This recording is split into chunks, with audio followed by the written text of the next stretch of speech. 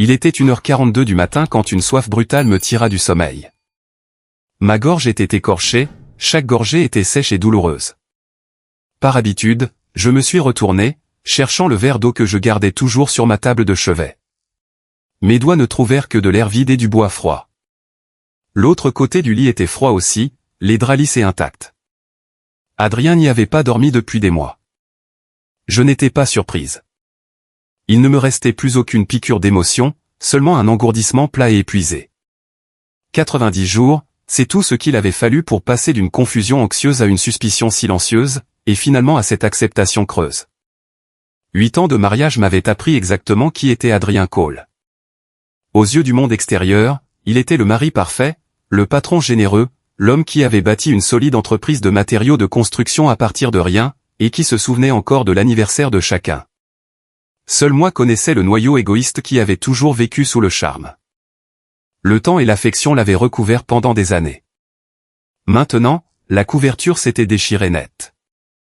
Je poussai la couverture et posai mes pieds nus sur le parquet frais. Je n'allumai aucune lumière. Je connaissais chaque recoin de cette maison dans le noir. Le salon, la cuisine, le balcon, la rangée soignée de pantoufles près de la porte d'entrée. Je voulais seulement un verre d'eau, un retour silencieux au lit, et la chance de faire semblant jusqu'au matin. Un court couloir séparait la chambre principale du salon. Une veilleuse jaune douce traçait un léger chemin sur le sol. Je restais près du mur, mais pas presque silencieux. Juste avant d'atteindre le distributeur d'eau, un petit son m'arrêta net. Pas la télévision, pas un téléphone. Un rire grave d'homme mêlé à un doux murmure de femme, suivi du bruissement inimitable de tissu contre tissu, mes pieds se figèrent. Le sang afflua à ma tête puis s'endraina aussi vite, me laissant glacial. Les stores du salon n'étaient qu'à moitié fermés. Le clair de lune se glissait par les interstices et tombait directement sur le canapé. Je retins ma respiration et m'avançai jusqu'à ce que je puisse voir. L'image s'incrusta en moi comme une marque. Sur le canapé, Adrien tenait Sophie Aïe, notre nounou à domicile, et l'embrassait avec une faim que je n'avais pas vue depuis des années. Ses bras étaient serrés autour de son cou. Son corps se fondait dans le sien. Sa tête penchée en arrière, ses cheveux se déversant sur la coudoir, le visage doux avec la dépendance timide d'une fille à peine sortie de l'adolescence. Une de ses mains reposait sur sa taille. L'autre lui caressait le dos avec une tendresse qu'il avait depuis longtemps cessé de m'offrir. Il lui embrassait le front, les paupières, et s'attardait enfin sur sa bouche comme si elle était la chose la plus précieuse qu'il ait jamais tenue. Je restais dans l'ombre du couloir comme une statue. Sophie avait emménagé seulement 3 mois plus tôt, 20 ans, fraîchement débarquée d'une petite ville du Midwest, douce et désireuse de plaire. Elle nous appelait Monsieur Adrien et Madame Helena d'une voix qui donnait envie aux gens de la protéger. C'était l'idée d'Adrien d'engager une aide à domicile. Il disait que j'étais épuisé à gérer la maison pendant qu'il s'occupait de l'entreprise et que quelqu'un devait s'occuper des détails quotidiens. J'avais en fait été reconnaissante à l'époque, croyant qu'il pensait toujours à mon confort. Il s'était occupé de l'agence, avait ramené une poignée de profils et avait choisi Sophie avec une remarque désinvolte selon laquelle elle avait l'air honnête et le ferait se sentir en sécurité. Rétrospectivement, la sécurité n'avait jamais été le but. C'était un plan. Les regarder sur le canapé me souleva le cœur. Je mordis fort ma lèvre inférieure pour retenir tout son. Le goût métallique du sang emplit ma bouche, mais je ne ressentis presque pas la douleur. 8 ans. J'avais épousé Adrien à 28 ans et je m'étais tenu à ses côtés pendant qu'il passait de simple vendeur fauché à propriétaire d'une entreprise florissante.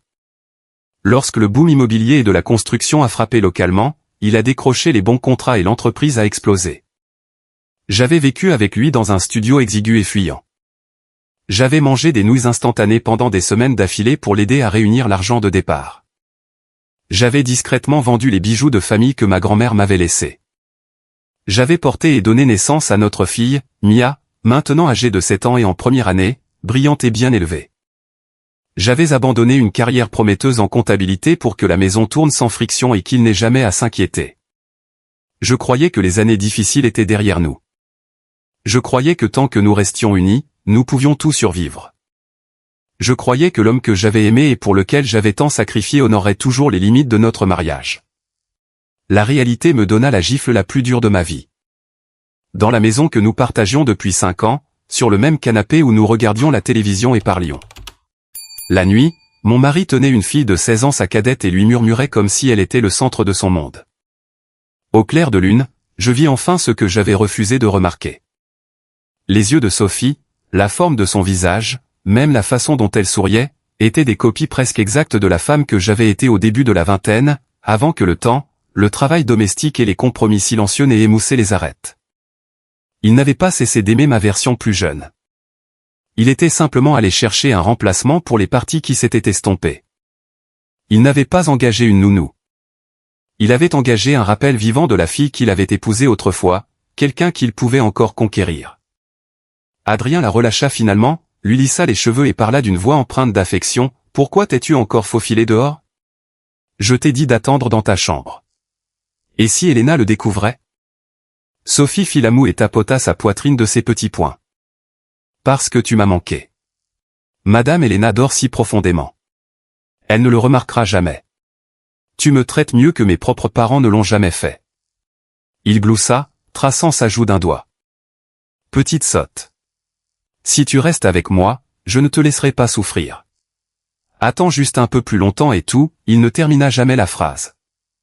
Il se contenta de l'embrasser à nouveau sur le front, le geste plein d'indulgence. Je ne pouvais plus regarder ni écouter une seconde de plus. Je reculai d'un pas prudent à la fois jusqu'à être à l'intérieur de la chambre principale. Je fermai la porte sans un bruit, glissai contre le bois et m'assis sur le sol. Les larmes vinrent alors, silencieuses et imparables, trempant le parquet. Je pressai mes deux mains sur ma bouche, de sorte que les sanglots restèrent piégés à l'intérieur. La douleur s'élargit jusqu'à me sembler plus grande que mon corps. J'avais vu les signes avant-coureurs. Dès le jour où Sophie était arrivée, Adrien avait changé. Il rentrait à la maison et disparaissait dans son téléphone ou son bureau. Après son emménagement, la première question qu'il posait était toujours « Où est Sophie ?» Au dîner, il lui empilait de la nourriture dans son assiette et lui disait qu'elle était jeune et qu'elle devait manger davantage. La nuit, il prétendait travailler tard ou avoir des appels de clients et restait derrière des portes closes. Émergeant plus tard avec une légère odeur de parfum qui n'était pas le mien. Il verrouillait son téléphone. Il l'emmenait même dans la salle de bain pour se doucher. Il devint plus froid envers moi jusqu'à ce que la conversation et le toucher disparaissent. Chaque fois que j'essayais de réduire la distance, il me repoussait avec la même excuse. Il était trop fatigué. Je n'étais pas stupide. J'avais des soupçons. Je n'avais simplement pas voulu y croire. Je pensais à Mia, aux 8 années que nous avions construites, à la famille complète que nous présentions encore au monde. Je préférais le mince papier de l'illusion à l'épave de la vérité. Ce soir, la vérité avait été exposée au clair de lune, et je ne pouvais plus détourner le regard. Je restai assise sur le sol jusqu'à ce que le couloir devienne enfin silencieux. 2 portes de chambre se refermèrent, l'une après l'autre. J'attendis plus longtemps, m'assurant que la maison était calme, puis me levai et me dirigeai vers le distributeur d'eau. Le liquide froid glissa dans ma gorge et repoussa temporairement la rage et le chagrin. Dans le miroir de la salle de bain, je vis les fines lignes au coin de mes yeux, la peau plus douce, le chignon désordonné, le pyjama fané. Le visage d'une femme dont l'éclat avait été lentement émoussé par la vie ordinaire. Sur le canapé, Sophie était jeune, lumineuse et pleine d'années inutilisées. Avec presque aucun effort, elle avait pris tout ce que j'avais passé 8 ans à construire. J'essuyai mon visage. La résolution qui s'installa dans ma poitrine était calme et absolue. Pleurer ne changerait rien.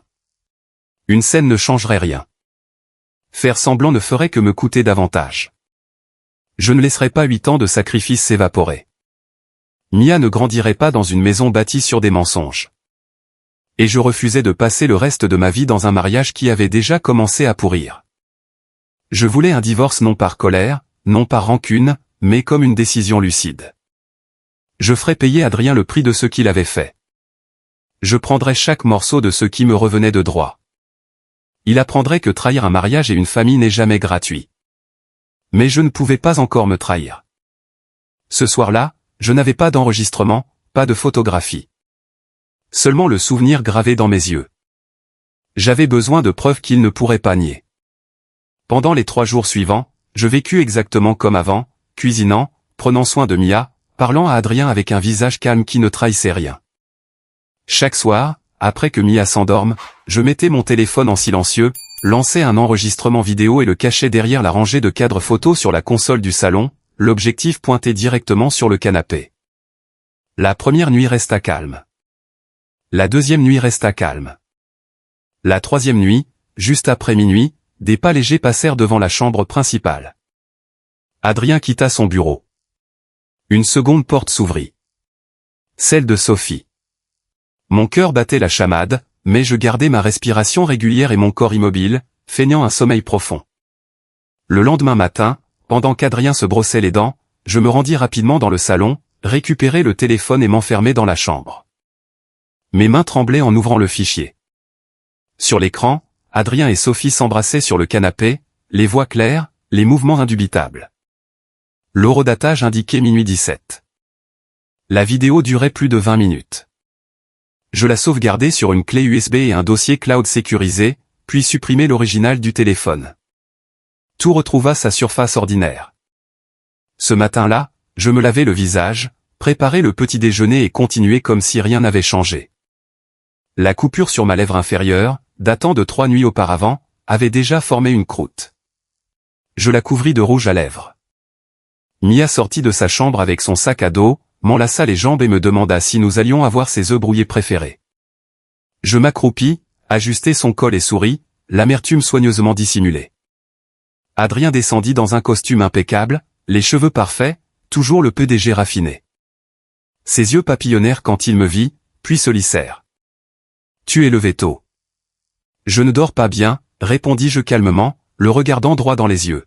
« Je me réveille au milieu de la nuit. » Il sonda prudemment. « As-tu entendu quelque chose ?»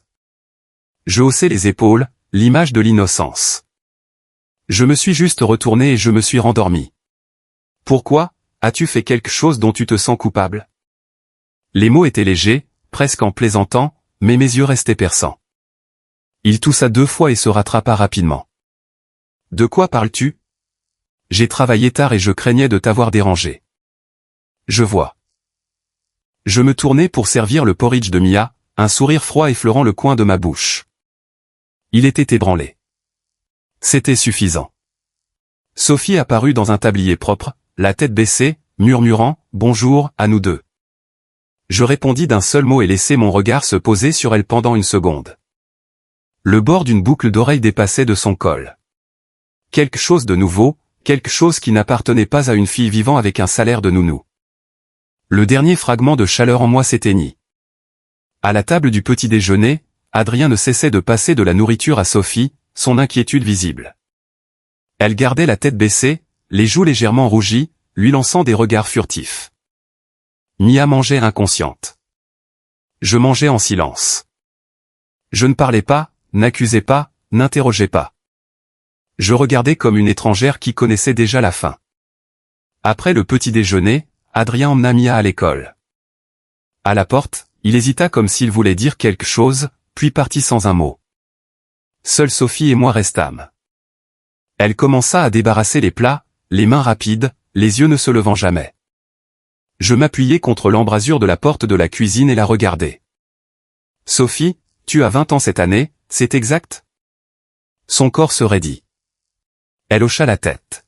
« Oui, Madame Helena. »« Quel bel âge, » dis-je doucement. « Jeune, jolie, tant de temps devant toi. Tant de jeunes hommes décents à choisir. Pourquoi prendre la mauvaise voie et aider à détruire la famille de quelqu'un d'autre ?» L'assiette faillit lui glisser des mains, son visage se vida de ses couleurs. Elle tomba au sol en panique, les larmes montant aussitôt. « Madame Helena, je suis désolé. Je ne voulais pas. C'était Adrien. C'est lui qui a commencé. J'étais confuse. S'il vous plaît, pardonnez-moi. Je partirai aujourd'hui. Je ne reviendrai jamais. Je ne ressentis rien. La jeunesse n'est jamais une excuse pour briser un foyer. La confusion n'est jamais un laissez-passer gratuit pour la trahison. Lève-toi, dis-je d'une voix de glace. Je n'ai pas besoin de théâtre par terre. Je ne les accepterai pas. Tu n'as pas besoin de faire tes valises et de fuir seul.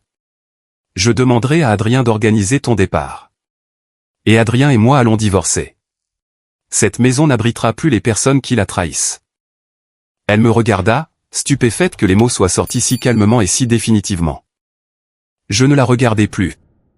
J'entrai dans la chambre, fermai la porte et ouvris mes contacts.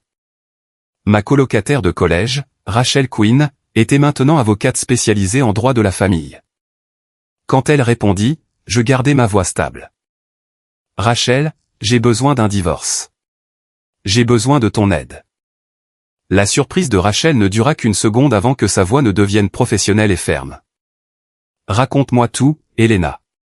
Commence par le début et nommez aucun détail. Je lui décrivis les 3 mois de changement silencieux, la nuit où je les avais trouvés sur le canapé, les 3 nuits d'enregistrement cachés, et la vidéo claire que je possédais maintenant.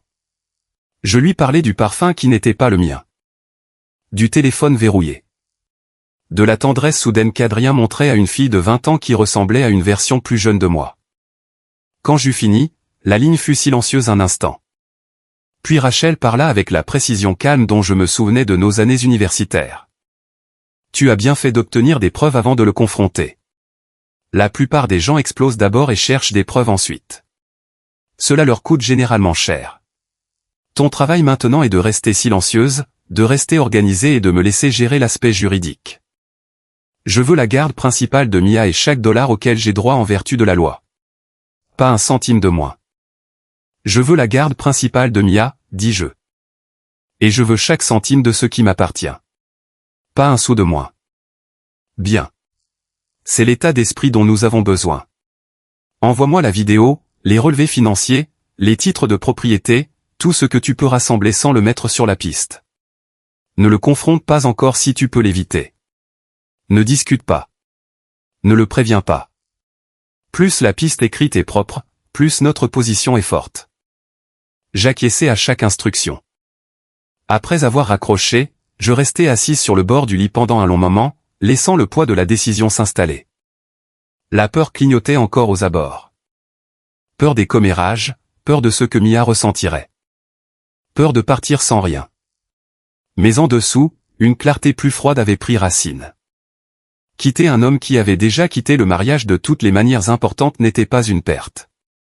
C'était le premier pas honnête vers quelque chose de mieux. J'avais 36 ans.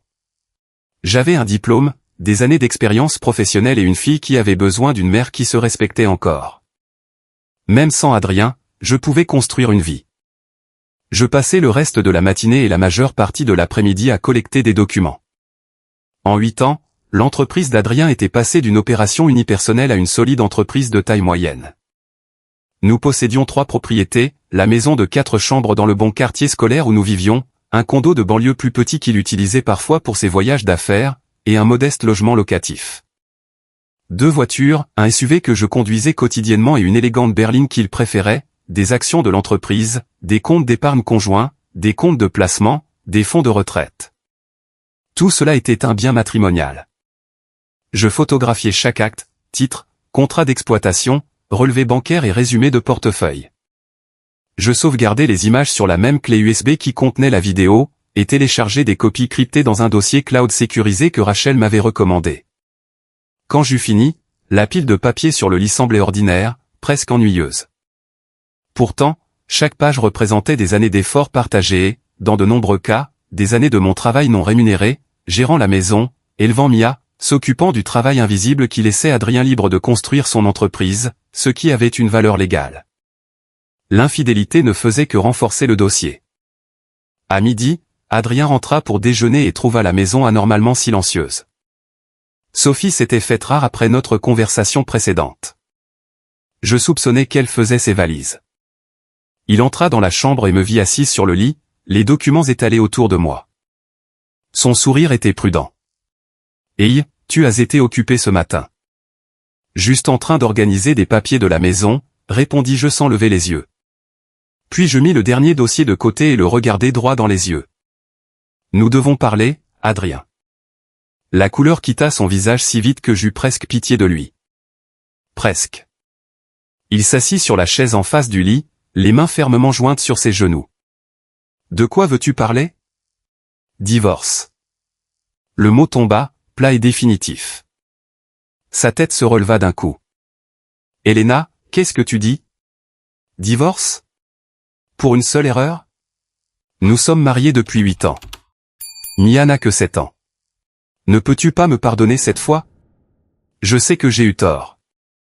Sophie et moi avons eu un moment de faiblesse. Je la renverrai aujourd'hui. Je ne lui parlerai plus jamais. Nous pouvons revenir à la façon dont les choses étaient. Il se lança dans le script familier. Excuse. Promesse. Appel à l'histoire. Appel à l'enfant. Le même homme qui avait caressé la joue de Sophie au clair de lune avait maintenant l'air petit et effrayé. Je ne ressentais qu'un dégoût lointain. Un moment de faiblesse, répétais-je. Tu tenais la nounou sur notre canapé du salon, l'embrassant comme si elle était la seule personne au monde, et tu appelles ça un moment de faiblesse. Tu as trahi notre mariage, notre famille, et nous deux, et tu veux toujours appeler ça mineur. Je sais vraiment que j'ai gâché les choses, dit-il, tendant la main vers la mienne. Je la retirai avant qu'il ne puisse me toucher. Donne-moi une chance de plus pour Mia, pour tout ce que nous avons bâti. Une fille a besoin de son père. Nous ne pouvons pas laisser cette famille s'effondrer. Notre fille a besoin d'un père qui comprend la responsabilité et tient parole, dis-je. Pas un père qui ment, triche et s'attend ensuite à ce que les personnes qu'il a blessées nettoient le désordre. Cette famille s'est effondrée au moment où tu l'as choisie au détriment des vœux que tu m'as faits. J'ai déjà parlé à mon avocate. Elle rédige la convention. Tout ce que tu as à faire est de la signer. Le masque double ça. Sa voix se durcit. Elena, ne me pousse pas. Si tu insistes pour divorcer, ne t'attends pas à la garde de Mia, et ne t'attends pas à une part généreuse de l'argent. Tu n'as pas travaillé depuis des années. Tu as vécu de ce que j'ai gagné. Qu'est-ce qui te fait croire qu'un tribunal te donnera raison? J'ai failli rire. Le son sortit froid. Le tribunal décidera de la garde en fonction de l'intérêt supérieur de l'enfant. C'est toi qui as brisé le mariage. Ton jugement et ton caractère sont déjà remis en question. Quant à l'argent, j'ai des preuves vidéo claires de l'affaire. Les juges prennent cela au sérieux lorsqu'ils partagent les biens et envisagent la pension alimentaire. J'ai abandonné une carrière pour élever notre fille et gérer ce foyer afin que tu puisses construire le tien. Crois-tu honnêtement que cela ne compte pour rien? Son visage prit plusieurs couleurs. Blanc, puis rouge, puis un gris maladif. Toutes les menaces qu'il avait préparées se heurtèrent à un mur qu'il ne s'attendait pas à ce que je construise. Il s'affala sur la chaise, soudainement sans voix. 3 jours plus tard, Rachel m'envoya le premier projet de l'accord de séparation. Il était clair, détaillé et impitoyable dans son équité. J'aurais la garde physique principale de Mia. Adrien paierait $4000 par mois de pension alimentaire jusqu'à ses 18 ans. Parmi les biens matrimoniaux, je garderai la maison de 4 chambres dans le quartier scolaire, le SUV et $1 million des quelques $1,5 million que nous détenions en liquidité et placement. Il garderait ses actions de l'entreprise et le plus petit condo de banlieue. Sophie devait partir immédiatement et n'avoir aucun autre contact avec lui. Rachel avait rédigé chaque clause en tenant fermement compte des preuves vidéo, de mes impôts et de mes années de contribution domestique. Adrien fixa les pages comme si elles pouvaient prendre feu dans ses mains. Il refusa de signer. Signer signifiait perdre sa femme, sa fille, la majeure partie de la richesse et l'image soigneusement polie de l'homme de famille dévoué. Je lui donnai 2 jours. Après cela, je lui dis, soit tu signes discrètement, soit je porte les preuves devant les tribunaux. Si nous allons au procès, ton entreprise et ta réputation subiront des dommages que tu ne pourras pas contrôler. Réfléchis bien. Il savait que je le pensais. Il demanda les 2 jours. Je ne discutais pas. Le même après-midi, je fis les valises de Mia et les miennes et me rendis chez mes parents. Quand David et Hélène Brox apprirent ce qu'Adrien avait fait, leur colère fut calme, mais absolue. Ils offrirent la chambre d'amis sans hésitation et me dirent que la maison serait toujours un endroit où je pourrais revenir. Mia sentit le changement, même si elle n'en comprit pas les raisons. Cette première nuit, elle demanda d'une petite voix si papa nous aimait toujours et pourquoi nous dormions chez grand-mère. Je la serrai dans mes bras et choisis la vérité la plus simple que je pus lui offrir. Maman et papa ont des problèmes et ne peuvent pas vivre dans la même maison en ce moment. Mais maman sera toujours avec toi et papa est toujours ton père. Cela ne change pas. Elle hocha la tête contre mon épaule, ses bras serrés autour de mon cou. La douleur dans ma poitrine était aiguë, mais je gardai ma voix ferme. La douleur à court terme valait mieux que la sienne dans une maison pleine de mensonges. La première nuit chez mes parents, après que Mia se fut enfin endormie, je m'assis près de la fenêtre, regardant la rue sombre. Le doute arriva sans avertissement. Je me souvenais de Mia demandant à ma mère plus tôt quand papa viendrait les chercher à la maison. Hélène n'avait fait que lui caresser les cheveux. Pendant quelques secondes, je me suis demandé si je devais tout avaler et rester pour le bien de Mia. La pensée dura moins d'une minute. Derrière mes yeux clos, je revis la main d'Adrien sur la joue de Sophie. La voix douce qu'il avait utilisée avec elle, la façon dont il l'avait appelée, petite sotte, avec une réelle affection. L'endurance ne m'avait pas valu le respect. Le silence n'avait pas protégé le mariage. Un homme qui ne pouvait pas maintenir les limites les plus élémentaires n'était pas une base solide pour le reste de ma vie ni pour celle de Mia. Elle avait besoin d'une mère qui avait encore de la dignité, pas d'une femme disparaissant lentement dans la trahison de quelqu'un d'autre. J'ouvris les yeux. La décision était prise. Je suivrais ce chemin jusqu'au bout. Les 2 jours qu'Adrien avait demandé s'étirèrent en quelque chose de plus lourd que le temps. Il appela à plusieurs reprises. Il envoya de longs messages qui oscillaient entre excuses et accusations. Il tenta d'abord l'approche douce, des rappels de nos premières années, de l'appartement studio au toit qui fuyait, de la nuit où Mia était née. Quand cela échoua, il passa à la pression. Des amis communs commencèrent à me contacter avec des voix prudentes et inquiètes. Le mariage est difficile. Les hommes font des erreurs. Pense à Mia. Ne gâche pas 8 ans pour un seul faux pas. Les proches de son côté décrivirent la situation comme une tempête temporaire qu'une épouse patiente devrait traverser. Je ne répondis à aucun d'entre eux. Chaque message resta sans réponse. Chaque appel alla à la messagerie vocale. Rachel avait été claire.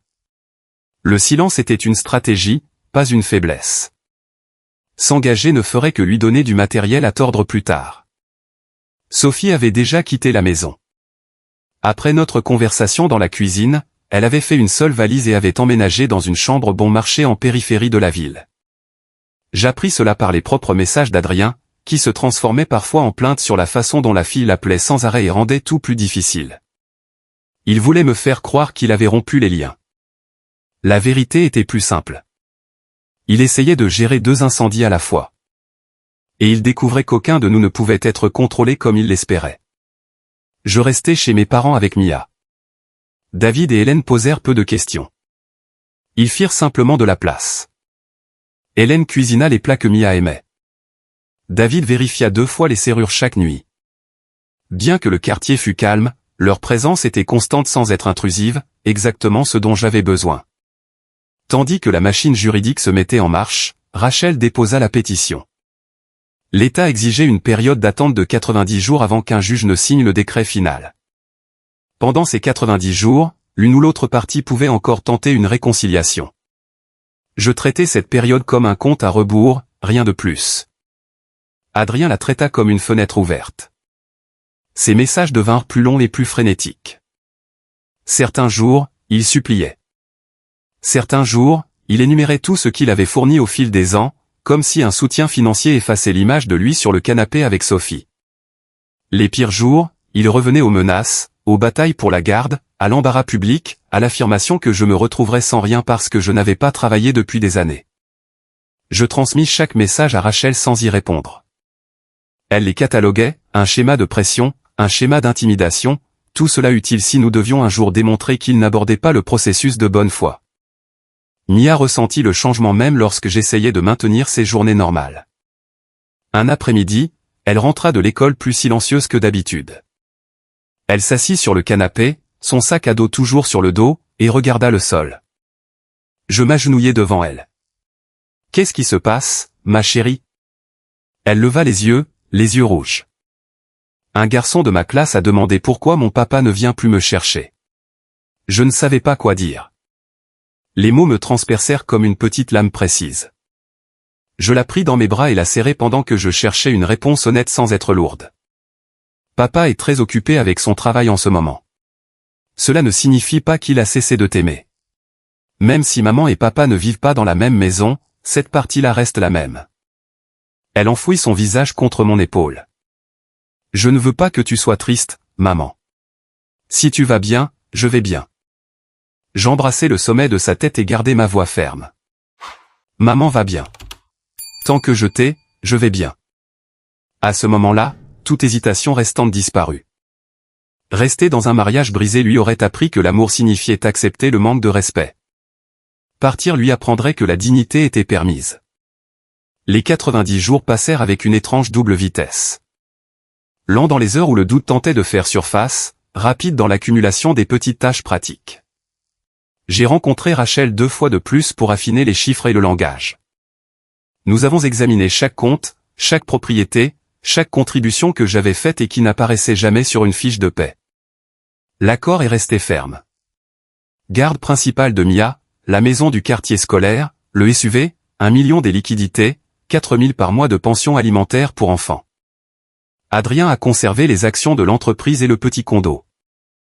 Sophie a été interdite de tout contact ultérieur. Ce n'était pas une vengeance. C'était de l'arithmétique appliquée à 8 années de vie commune et une rupture irréversible.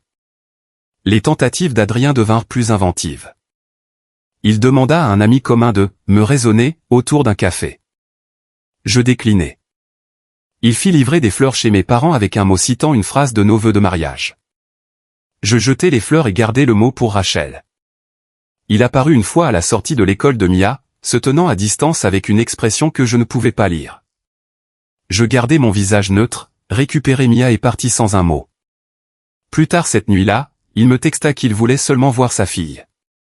Je répondis par l'intermédiaire de Rachel. Les visites pourraient être organisées conformément aux ordonnances temporaires une fois celles-ci en place. Pas de négociations privées, pas d'embuscades émotionnelles. Sophie resta une présence lointaine et anxieuse.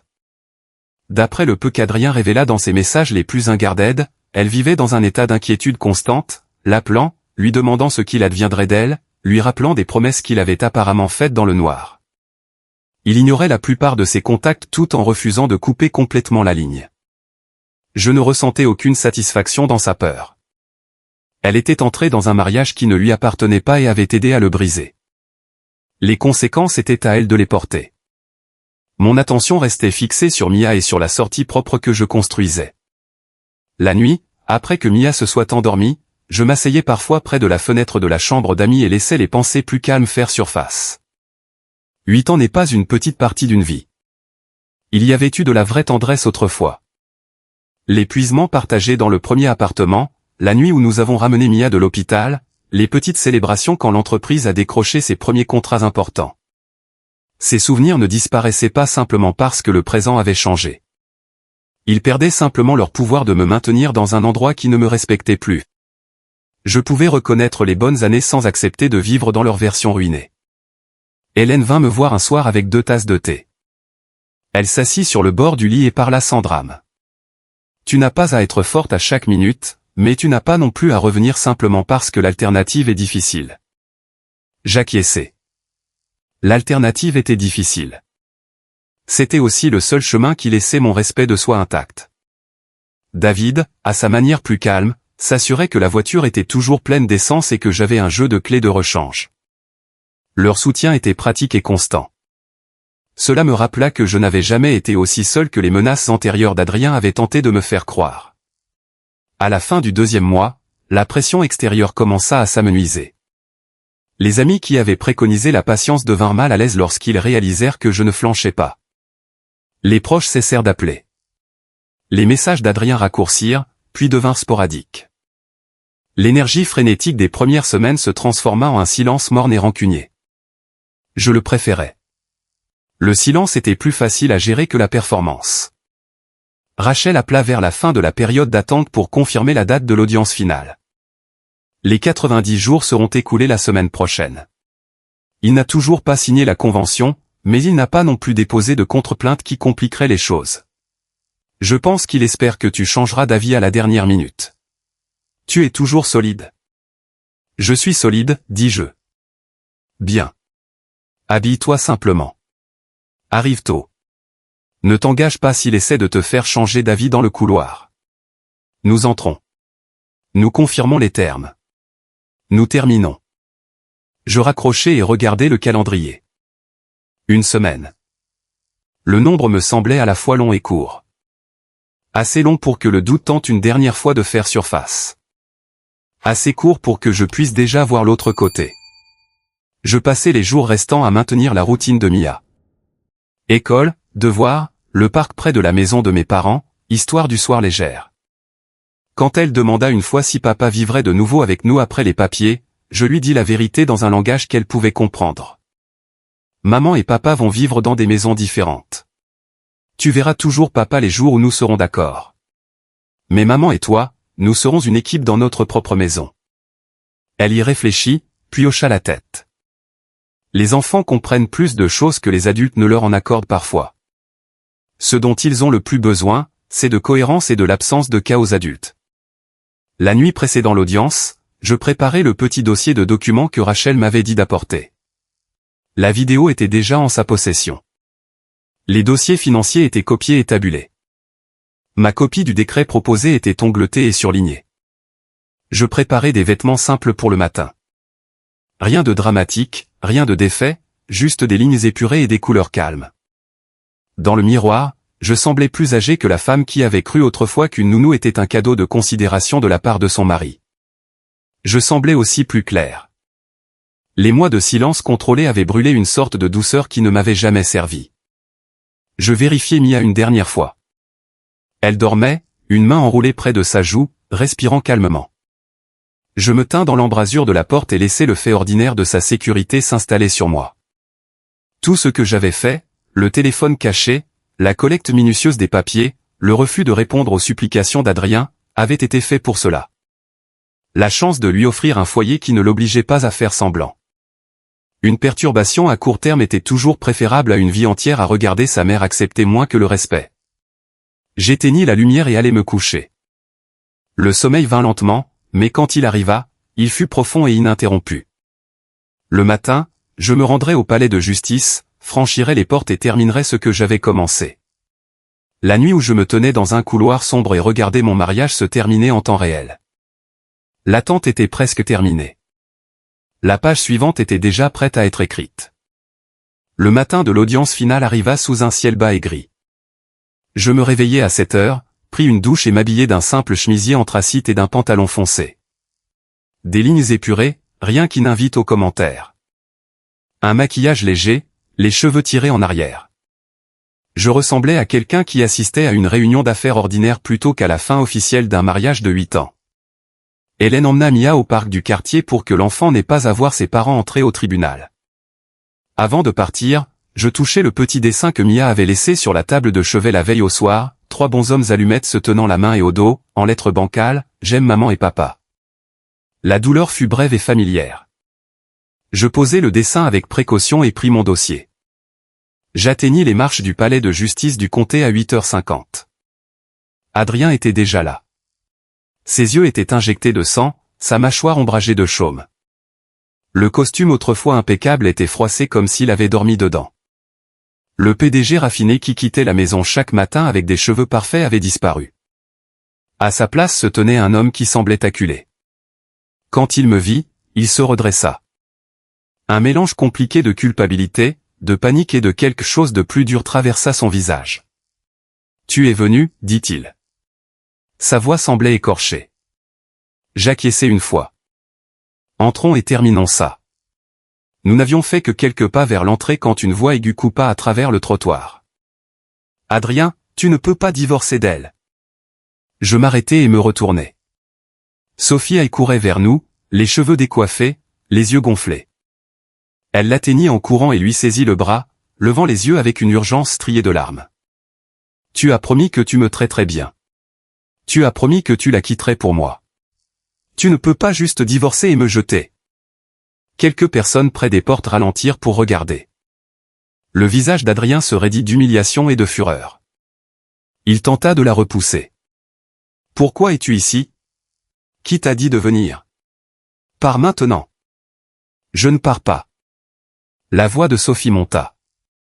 Elle s'accrocha plus fort, les mots s'échappant en un flot public. J'ai quitté ma ville natale et j'ai travaillé comme un chien dans cette ville pour toi.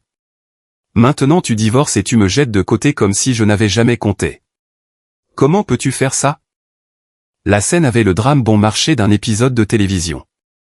La maîtresse confrontant le mari sur les marches du palais de justice. Adrien semblait vouloir que le trottoir s'ouvre sous lui. Il baissa la voix en un chuchotement rude. Arrête de faire une scène. Nous sommes au tribunal. Nous parlerons plus tard. Je ne le ferai pas. Le volume de Sophie remonta. À moins que tu ne promettes de m'épouser après que ce soit terminé. J'irai à ton bureau. Je ferai en sorte que toutes les personnes que tu connais entendent ce que tu as fait. Je me tenais à quelques mètres et les regardais tous les deux sans bouger. L'ironie était presque élégante. Des mois plus tôt, ils avaient murmuré des promesses sur mon canapé dans le noir. Aujourd'hui, avec l'argent et la réputation en jeu, les mêmes promesses étaient utilisées comme des armes en public. Pendant les 90 jours d'attente, Sophie avait vécu dans cette chambre bon marché en périphérie de la ville, attendant qu'Adrien lui donne un avenir. Il était trop occupé à essayer de me reconquérir pour lui répondre. Plus elle attendait, plus elle devenait désespérée, jusqu'à ce qu'elle finisse par obtenir la date de l'audience auprès d'une de ses connaissances et arrive prête à forcer une décision. Adrien était piégé entre son hystérie et le regard ouvert des étrangers. Il se tourna vers moi avec un regard suppliant que je n'avais jamais vu quand il était en contrôle. « Elena, pouvons-nous attendre quelques minutes ? Laisse-moi m'occuper d'elle. » « Non, dis-je, le mot était plat. Les papiers sont prêts. Tu entres et tu signes le décret final tout de suite, ou je porte tout devant un juge de première instance. Ce sont les deux seules options. » Il serra la mâchoire, lança à Sophie un regard plein d'avertissement et marmonna, « Attends ici. Si tu causes plus de problèmes, tu ne verras pas un seul dollar de ma part. » La menace fit mouche. La voix de Sophie tomba en un sanglot humide et effrayé. Elle resta près des portes, regardant son dos tandis que nous entrions dans le bâtiment. À l'intérieur, le bureau du greffe était fluorescent et impersonnel. Nous prîmes un numéro et attendîmes en silence qu'il soit appelé. L'employé vérifia nos identités et la pétition originale, confirma que la période d'attente était expirée et posa les questions standards. « Êtes-vous tous les deux certains de vouloir finaliser ce divorce ?» Adrien me jeta un dernier regard, cherchant encore une faille. « Elena, n'y a-t-il vraiment aucun moyen d'arrêter cela ? » « Nous sommes certains, dis-je avant qu'il ne puisse continuer. La division des biens et la garde ont déjà été convenus. Il n'y a plus de litige. » L'employé hocha la tête, glissa le décret final sur le comptoir et indiqua les lignes de signature, signées et datées. « Une fois que tout est vérifié, le juge signera et cela deviendra officiel. » Adrien prit le stylo. Sa main trembla. Les clauses étaient exactement telles que Rachel les avait rédigées. Garde physique principale de Mia à moi, 4 000 $ par mois de pension alimentaire jusqu'à ses 18 ans, la maison du quartier scolaire et le SUV à moi. 1 million des actifs liquides communs à moi, 500 000 $ à lui, actions de l'entreprise et le condo de banlieue lui restant. Plus aucun contact avec Sophie Aille. Chaque ligne était soutenue par des preuves et par la reconnaissance légale des contributions financières et non financières au mariage. Il ne put trouver aucune faille technique. Il ne lui restait plus qu'à accepter le coût des choix qu'il avait faits. Il tint le stylo au-dessus du papier pendant plusieurs longues secondes. Le poids de ce qu'il était sur le point de perdre épouse, fille, maison, la majorité des liquidités, image publique semblait peser sur lui en temps réel. Je regardais sans parler. Finalement, je dis doucement, pourquoi hésiter ? Croyez-vous encore pouvoir trahir une famille et vous en tirer avec la plus grande part ? L'employé de greffe et les personnes qui attendaient à proximité tournèrent leur attention vers lui. Le regard collectif n'était pas bienveillant. Le visage d'Adrien devint écarlate. Il ferma les yeux, puis força le stylo à descendre et signa son nom d'une écriture dure et inégale. Je signai après lui, le mouvement régulier. L'employé traita les documents, les tamponna et enregistra le décret dans le système. L'échange entier prit moins de 15 minutes. Quand elle nous remit nos copies, les mains d'Adrien tremblaient si fort que les papiers claquaient. 8 ans de mariage réduits à quelques feuilles de papier officielles. Il les fixa comme si elles pouvaient changer s'il les regardait assez longtemps. « Je vous souhaite à tous les deux le meilleur pour la suite », dit l'employé d'un ton neutre, comme quelqu'un qui avait répété la phrase de nombreuses fois. Je rangeai ma copie dans mon sac et me tournai vers la sortie. Je ne le regardai plus. Il me suivit, m'attrapant le poignet juste devant la porte. Sa voix portait un mélange de supplication et de colère résiduelle.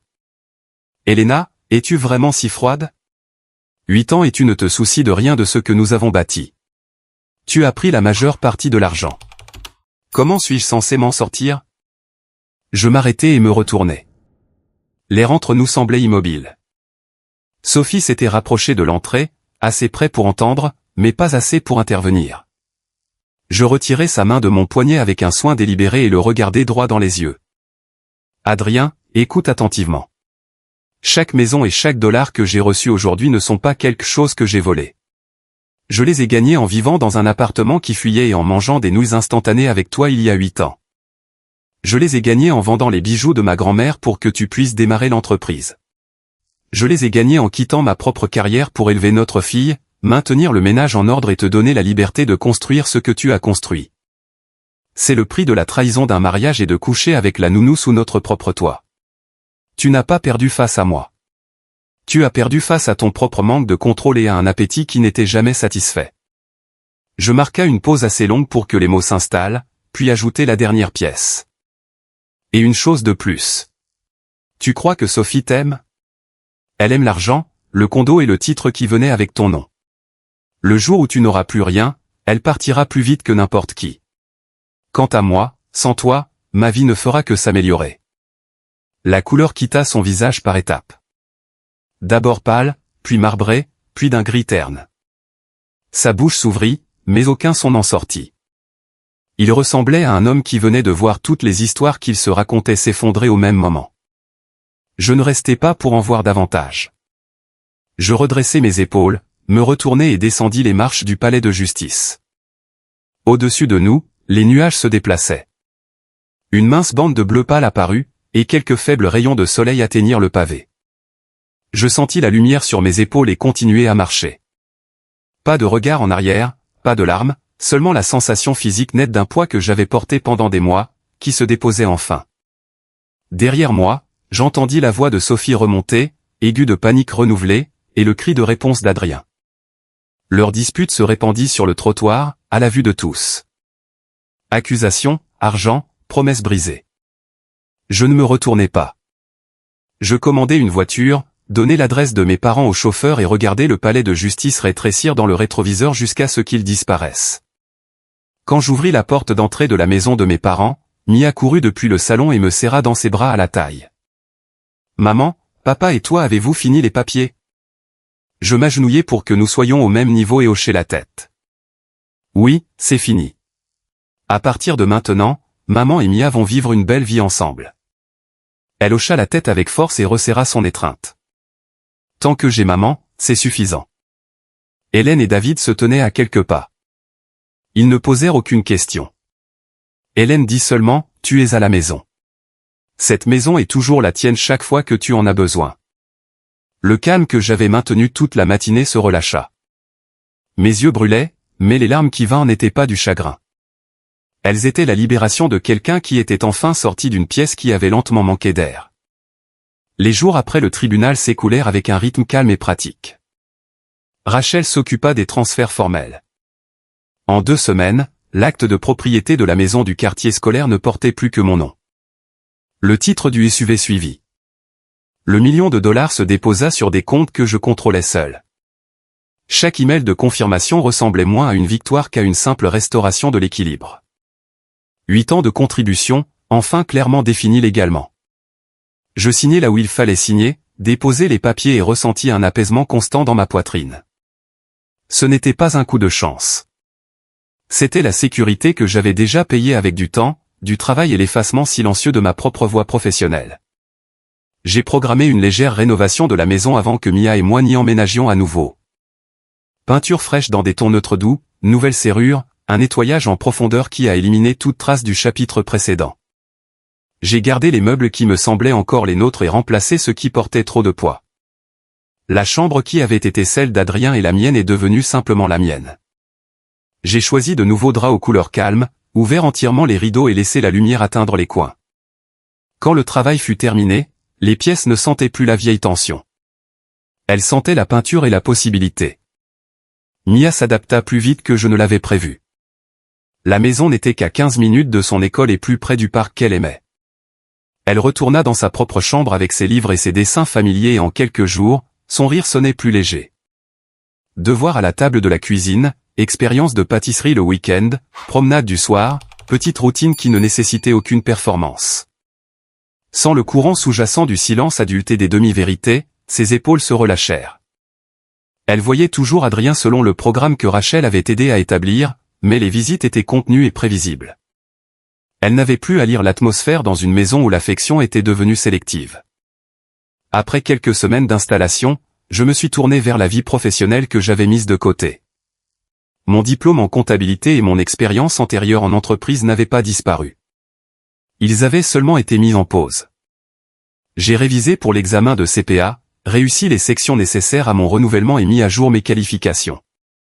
Un ancien collègue m'a mis en contact avec un cabinet de taille moyenne à la recherche d'un directeur financier. Le rôle offrait un bon salaire, des horaires raisonnables et la chance d'utiliser des compétences que j'avais autrefois gardées aiguisées seulement en privé. J'ai accepté. Entrer dans un bureau en vêtements ajustés, portant un sac qui contenait des rapports au lieu de liste de courses, me donna l'impression de retrouver une version de moi-même que j'avais presque oubliée. Mes collègues me considéraient comme compétente dès la première semaine. Personne ne me posa de questions sur mon mariage. Personne n'en avait besoin. Le travail lui-même était l'introduction. Le changement dans la structure quotidienne entraîna d'autres changements.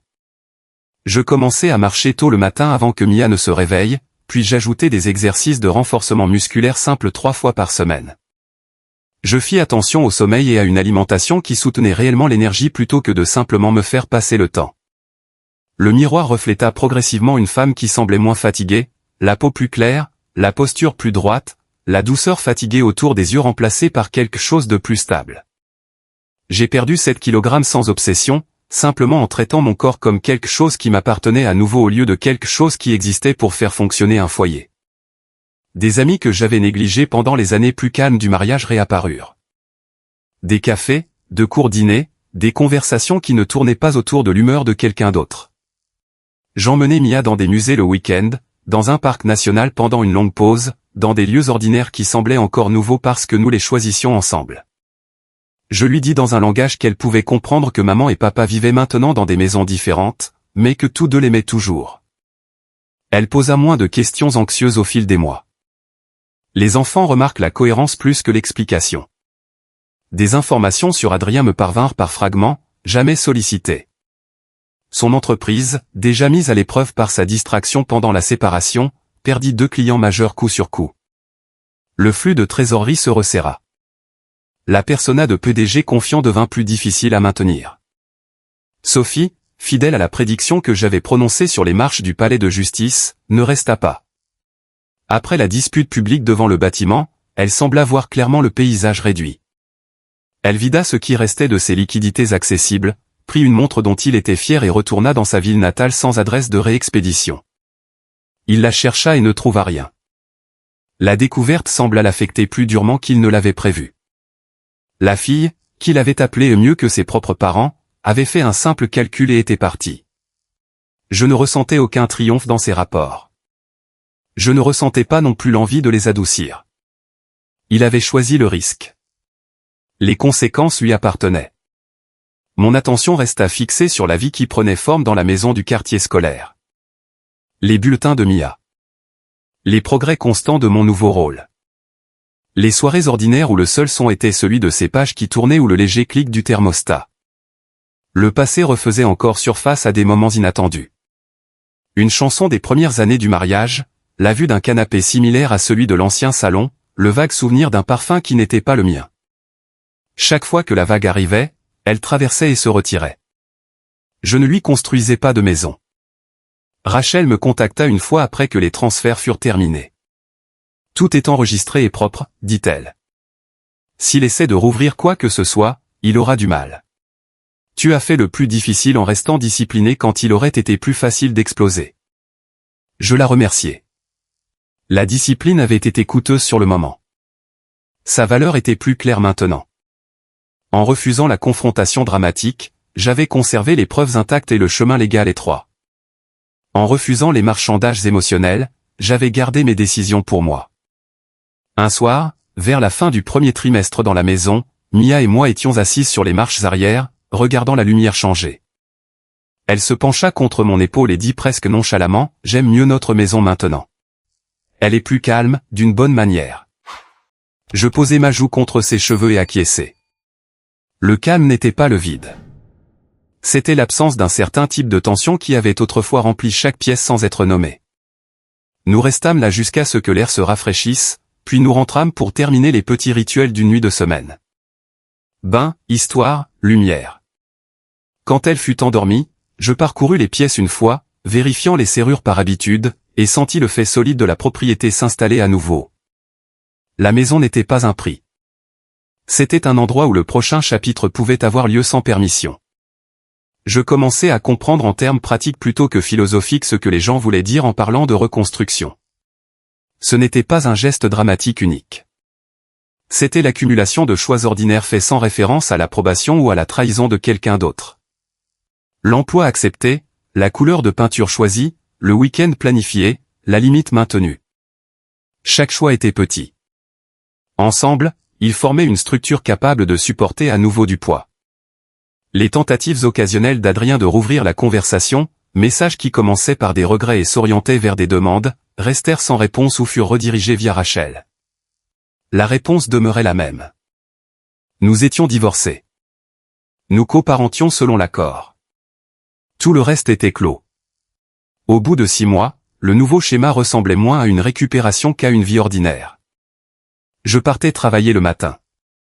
Après avoir accompagné Mia au coin où l'attendaient les parents de son ami, je rentrais le soir pour les devoirs et le dîner, sans surveillance attentive de l'humeur d'un autre adulte. Les week-ends appartenaient à ce que nous décidions. Bibliothèque, parc, un court trajet en voiture pour voir mes parents. La peur qui avait vécu sous mes côtes pendant des mois s'était tue. À sa place, une vigilance plus simple, l'attention ordinaire que tout parent porte au bien-être d'un enfant et à la durabilité de ses propres journées. Je gardais toujours la clé USB et le dossier cloud, non par colère persistante, mais parce que les preuves, une fois rassemblées, méritaient de rester organisées. Rachel m'avait appris cela. La vidéo, les déclarations, le décret, c'était le témoignage d'une ligne que j'avais tracée puis fait respecter. Je n'avais plus besoin de les regarder. Savoir qu'ils existaient était suffisant. Par une douce soirée, je me tenais à la fenêtre de la cuisine, un verre d'eau à la main, et regardais la dernière lumière quitter la cour. L'eau était fraîche et propre. Quelque part en ville, Adrien vivait la version plus étroite de la vie qu'il avait choisie. Sophie était partie. Mia dormait dans sa chambre au bout du couloir, un livre ouvert sur la couverture. J'éteignis la lumière au-dessus de l'évier et me dirigeai vers le lit. La maison s'installa autour de moi avec les petits bruits d'un endroit qui était enfin seulement ce qu'il semblait être. Pas de conversation cachée, pas de performance prudente, juste le fait tranquille d'une vie qui appartenait aux personnes qui s'y trouvaient. 1 an après le décret final, la forme de nos deux vies s'était stabilisée en des schémas qui ne surprenaient plus personne d'attentif. La mienne continuait de s'étendre de manière silencieuse et mesurable. Celle d'Adrien se contractait. Son entreprise ne se remit pas des pertes antérieures. Sans la concentration qu'il y avait autrefois consacrée, et sans le coussin des actifs liquides qu'il avait cédés dans l'accord, les problèmes de trésorerie devinrent structurels. 2 clients importants supplémentaires s'en allèrent. Les fournisseurs resserrèrent leurs conditions. Au 10e mois, ils vendaient le condo de banlieue pour couvrir des obligations qui ne pouvaient plus être différées. La vente se conclut rapidement et sans cérémonie. Il ne restait plus qu'un modeste studio en périphérie plus calme de la ville, et un poste salarié qui n'offrait ni l'autorité ni les revenus auxquels il s'était habitué. L'exécutif raffiné qui quittait autrefois la maison en costume parfait quittait maintenant une petite chambre louée dans des vêtements qui ne correspondaient plus à son ancienne image.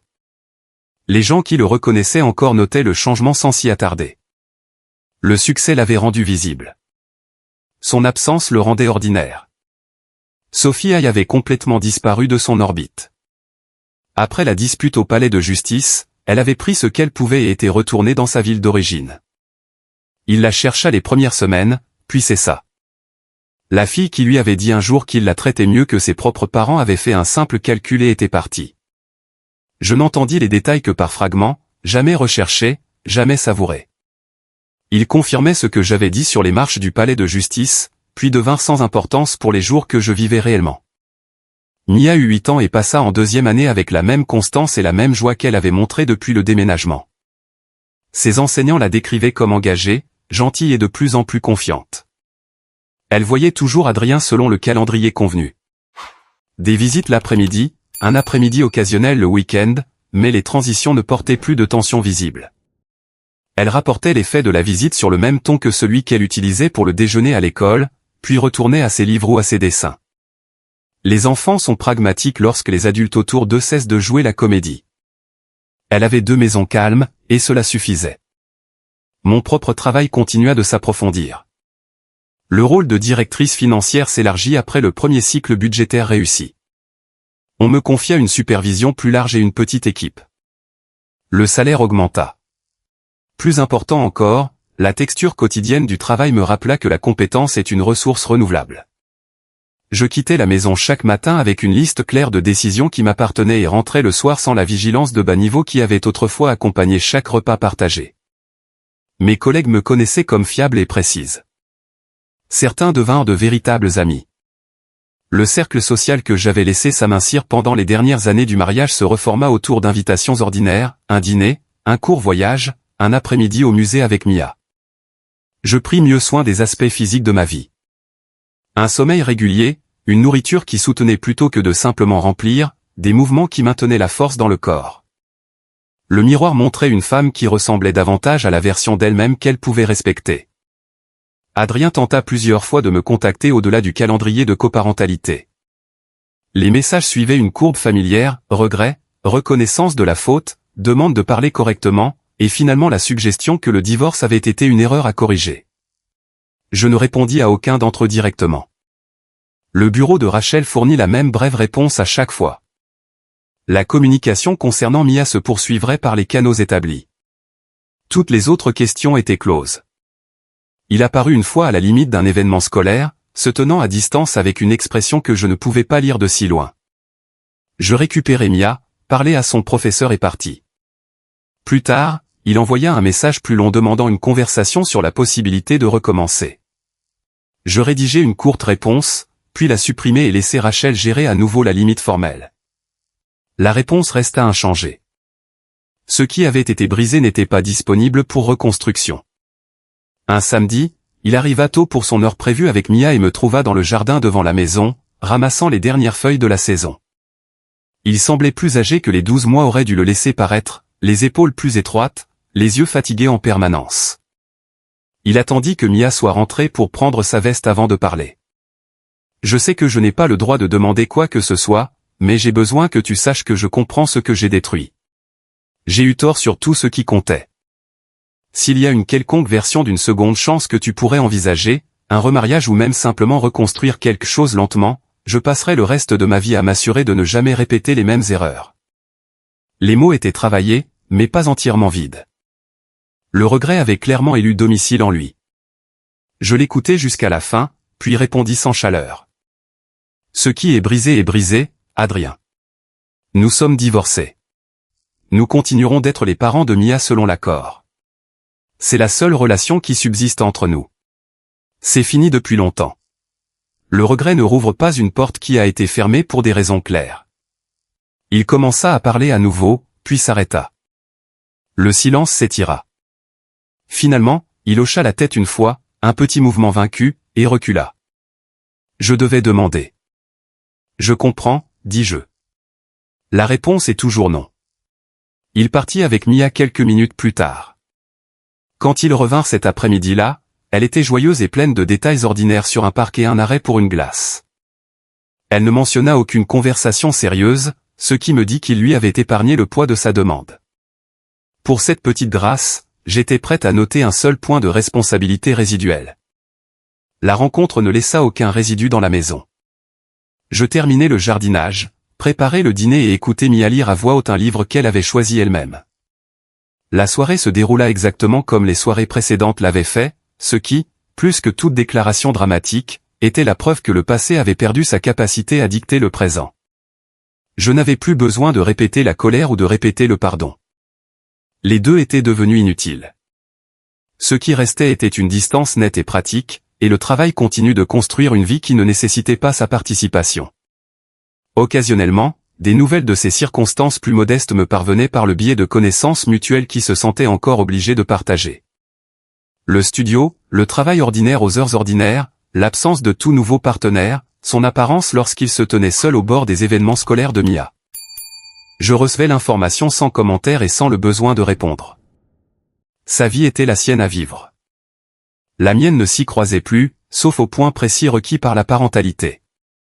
La femme qui était restée éveillée, inventant des explications plus douces pour ses nuits tardives et son téléphone verrouillé, n'existait plus.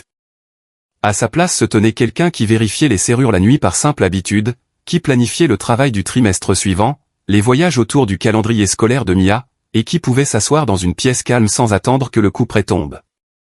Je commençais à comprendre la différence entre avancer et simplement survivre. La survie avait été les premiers mois, la collecte minutieuse des documents, le silence contrôlé, le refus de laisser l'émotion dicter la stratégie. Avancer était plus calme.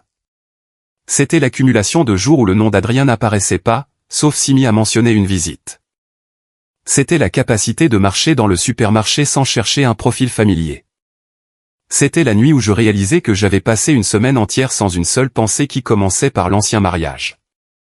La réalisation n'arriva pas avec des trompettes. Elle s'installa simplement, comme une maison se stabilise après les rénovations et que la dernière poussière de construction a été essuyée. Rachel et moi avons eu une dernière conversation professionnelle 6 mois après le décret. Elle a confirmé qu'aucun autre dépôt n'était apparu et que les paiements de pension alimentaire arrivaient à temps. « Tu es dans une position nette », a-t-elle dit. La plupart des gens qui traversent cela gardent encore l'affaire avec eux pendant des années. Toi, tu l'as déposé. Je l'ai remercié à nouveau. Le travail juridique avait été essentiel, mais le travail plus lourd avait été interne. La décision de cesser de traduire son comportement en quelque chose de moins dommageable qu'il n'était, la décision de partir, la décision de rester parti, ces choix avaient coûté du sommeil et de la certitude sur le moment. Leur valeur s'est accumulée avec le temps. Par une soirée claire, vers la fin de l'année, je m'assis sur les marches arrière pendant que Mia terminait un dessin à la table de la cuisine. L'air était frais et portait les sons ordinaires d'une rue résidentielle qui s'installait vers la nuit. Je tenais un verre d'eau et regardais la lumière quitter la ligne de clôture. L'eau était fraîche, puis se réchauffait lentement dans mes mains. Je pensais à la nuit, plus d'1 an auparavant, où la soif m'avait tiré du sommeil et m'avait mené dans un couloir qui changea la direction de tout ce qui suivit. Le souvenir n'arrivait plus avec la même force physique. Il était devenu un fait parmi d'autres faits. Important, formateur, et plus aux commandes. Je finis l'eau, rentrai à l'intérieur et aidai Mia à préparer son sac d'école pour le matin. Nous nous déplacions à travers les petits rituels sans friction. Quand elle fut endormie, je parcourus les pièces une fois, une habitude qui était devenue plus un réconfort qu'une précaution, et éteignis les dernières lumières. La maison était silencieuse autour de nous, payée, entretenue et occupée par les 2 personnes qui y appartenaient. Dehors, la ville continuait son mouvement indifférent. Quelque part, Adrien vivait les conséquences qu'il avait choisies. Quelque part, Sophie y vivait la version de la vie qu'elle avait choisie en partant. Aucun de ces faits n'exigeait quoi que ce soit de moi. Je m'allongeai dans la chambre qui n'était que la mienne et dormis sans interruption. Le lendemain arriverait avec ses exigences ordinaires. Déposer à l'école, réunion, courses, le travail tranquille de maintenir une vie intacte. Je ne mesurais plus ces exigences par rapport à un passé qui avait échoué. Je les mesurais seulement par rapport au présent que je construisais activement, une décision claire à la fois. Une autre nuit tardive, plus d'1 an après que le décret soit devenu définitif, je me tenais dans la cuisine de la maison du quartier scolaire avec un verre d'eau tiède entre mes mains. Mia dormait déjà au bout du couloir, sa respiration régulière et ininterrompue. La maison était silencieuse de la manière dont j'avais appris à lui faire confiance. Pas de pas prudent dans le couloir, pas de voix basse derrière une porte close, pas de parfum qui n'appartenait pas. Le clair de lune traversait le comptoir en une bande douce et uniforme. Je buvais lentement. L'eau apaisait ma gorge et s'installait dans ma poitrine comme une petite chaleur fiable. Je pensais à la nuit qui avait tout déclenché. La soif de papier de verre à 1h42 du matin. La table de chevet vide, la moitié froide du lit, le clair de lune sur le canapé, et les 2 silhouettes qui n'avaient pas su qu'elles étaient observées. Cette nuit-là avait semblé la fin d'une raclement de gorge-vie. En réalité, elle avait été la fin d'une performance.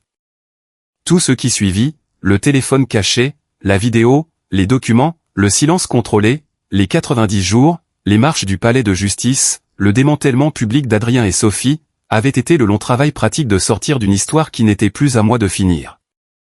La vie d'Adrien avait continué sa contraction. L'entreprise dont il parlait autrefois avec une fierté tranquille finit par fermer sous le poids des dettes qu'il ne pouvait plus honorer. Le studio devint permanent. Le travail qu'il prit pour survivre était ordinaire, les heures fixes, l'autorité disparut. Il apparaissait toujours au jour prévu pour voir Mia, toujours seul, toujours plus silencieux que l'homme qui avait autrefois rempli une pièce sans effort. Le regard qu'il posait sur la maison quand il se tenait au trottoir était un mélange compliqué de reconnaissance et de perte. Je ne ressentais plus le besoin de l'interpréter. Il avait fait ses choix en pleine possession des faits. Les conséquences lui appartenaient. Sophie y restait introuvable. Pas de message, pas de réapparition soudaine, pas de tentative de rouvrir la porte qu'elle avait aidé à briser. La rapidité de son départ avait été exactement telle que prédite. Certaines personnes ne restent que tant que les avantages restent visibles. Quand les avantages disparaissent, elles disparaissent aussi. J'avais cessé de m'interroger sur ses motivations. Elles n'avaient jamais été compliquées. Mes propres journées avaient pris un rythme qui me semblait mérité plutôt qu'emprunté. Le rôle de directrice financière continuait de s'étendre. La responsabilité augmentait et avec elle la satisfaction tranquille des décisions qui produisaient des résultats mesurables. Les collègues devinrent un petit cercle de personnes qui me connaissaient par la qualité de mon travail plutôt que par le statut de mon mariage. J'ai maintenu les disciplines physiques qui avaient redonné force et clarté au corps. Je lisais à nouveau sans m'endormir à mi-page. J'emmenais Mia dans des endroits qui élargissaient sa carte du monde, musées, sentiers, un court vol vers la côte, revenant toujours à la même maison qui ne portait plus que nos noms sur les papiers. Elle s'épanouissait dans cette cohérence. Les bulletins de deuxième année décrivaient une enfant curieuse, gentille et de plus en plus sûre de sa place. Quand elle posait, rarement maintenant, des questions sur le passé, je répondais avec la même simple vérité. Maman et papa vivent dans des maisons différentes et nous t'aimons tous les deux. C'était suffisant. Les gens demandaient parfois, avec la curiosité prudente de ceux qui avaient observé les morceaux publics de l'histoire, si je me sentais vengé par la façon dont les circonstances d'Adrien s'étaient rétrécies. La question arrivait toujours avec l'attente d'une satisfaction. Je ne la donnais jamais. La vengeance implique un bilan émotionnel continu. J'avais clos le bilan. Ce qui restait était une distance pratique et le travail ordinaire de vivre. Je ne le haïssais pas. Je ne suivais pas ses échecs pour me consoler. Il était devenu une personne avec qui j'avais été marié, le père de mon enfant, et rien d'autre. Ce n'était pas du pardon au sens sentimental. C'était la reconnaissance plus claire que certaines personnes ne valent pas l'investissement continu d'attention une fois que les limites nécessaires ont été établies. Le changement le plus profond était interne et presque imperceptible de l'extérieur. Je ne traduisais plus le comportement des autres en histoires plus douces qui les protégeaient à mes dépens. Je n'attendais plus une chaleur qui devait être demandée. Je ne mesurais plus ma valeur à la continuité d'une relation qui avait déjà pris fin de toutes les manières importantes. La femme qui avait autrefois mordu sa lèvre dans un couloir sombre et avalé du sang pour rester silencieuse avait appris une posture différente. Recueillir les preuves, prendre la décision, suivre le chemin jusqu'à son terme, puis déposer le passé. Le déposer était la partie que personne n'enseigne. Cela demandait plus de force que le départ. Je gardais toujours la clé USB et le dossier crypté, non par colère persistante, mais parce qu'un dossier propre est une forme de respect pour le soi qui a dû le rassembler. Rachel avait eu raison dès le premier appel téléphonique. L'émotion est une mauvaise stratégie, la clarté, la documentation et le refus de négocier contre ses propres intérêts produisent des résultats plus nets. J'avais suivi ce conseil à chaque étape, et la vie qui en résultait en était la preuve. Pendant les fêtes, mes parents mettaient toujours une place pour Mia et moi sans commentaire. Le pragmatisme tranquille de David et la présence constante d'Hélène restaient le fond fixe sur lequel le reste de l'année se déroulait. Ils ne m'ont jamais demandé de revisiter le mariage ni d'adoucir la finalité du divorce. Leur soutien avait été du genre qui n'a pas besoin d'être joué. Il continue simplement. Un soir, Mia leva les yeux de ses devoirs et dit, comme si la pensée venait juste de lui devenir claire, « J'aime que notre maison ne soit qu'à nous maintenant. » Je lui dis que je l'aimais aussi. La phrase était petite. La vérité qu'elle contenait ne l'était pas. Un enfant connaît la différence entre une maison qui exige une navigation prudente et une maison qui la contient simplement. Nous lui avions donné la deuxième sorte, et le coup en valait la peine. Je finis le verre d'eau et le rinçai. La lumière de la cuisine était faible. La maison faisait les bruits ordinaires d'un endroit qui ne se préparait plus à l'impact. Je parcourus le court couloir jusqu'à la chambre de Mia, ajustai la couverture qu'elle avait repoussée et posai ma main un instant sur ses cheveux. Son front était chaud. Sa respiration restait régulière. Dans le noir, elle ressemblait exactement à l'enfant que j'avais promis de protéger d'une vie construite sur des mensonges. J'avais tenu ma promesse, de la seule manière qui importait, en laissant le mensonge derrière moi et en construisant quelque chose qui pouvait supporter la lumière du jour. De retour dans ma propre chambre, je m'assis sur le bord du lit et laissai les dernières pièces de la vieille histoire refaire surface une dernière fois sans résistance. Le studio qui fuyait, les bijoux vendus, les premières années d'épuisement partagé et d'espoir partagé, le lent refroidissement de l'affection, l'arrivée d'une jeune femme qui ressemblait à un souvenir, la nuit du canapé, les 3 nuits du téléphone caché, les mois contrôlés qui suivirent. Les marches du palais de justice, l'effondrement public des promesses qu'Adrien et Sophie s'étaient faites dans le noir. Tout cela était arrivé. Tout était fini. La seule tâche restante était de cesser de porter le poids d'un chapitre qui avait déjà été clos et classé. Je m'allongeai. Le matelas ne me semblait plus être un espace emprunté. Le silence ne me semblait plus être de l'attente. Dehors, la ville continuait son mouvement indifférent. Quelque part, Adrien vivait la vie plus étroite que ses choix avaient produite. Quelque part, Sophie y vivait la version du futur qu'elle avait choisi en partant. Aucun de ces faits n'exigeait une réponse de ma part.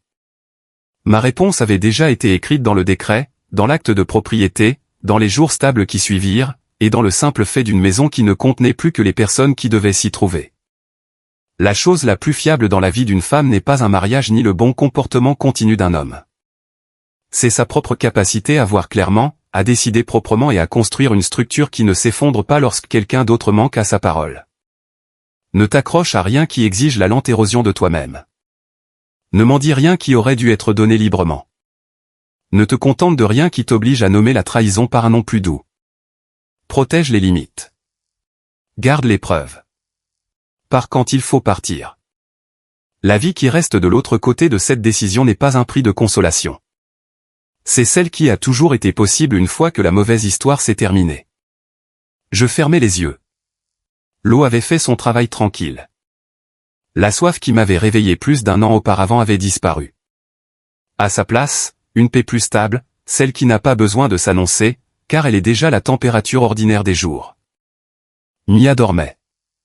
La maison était tranquille.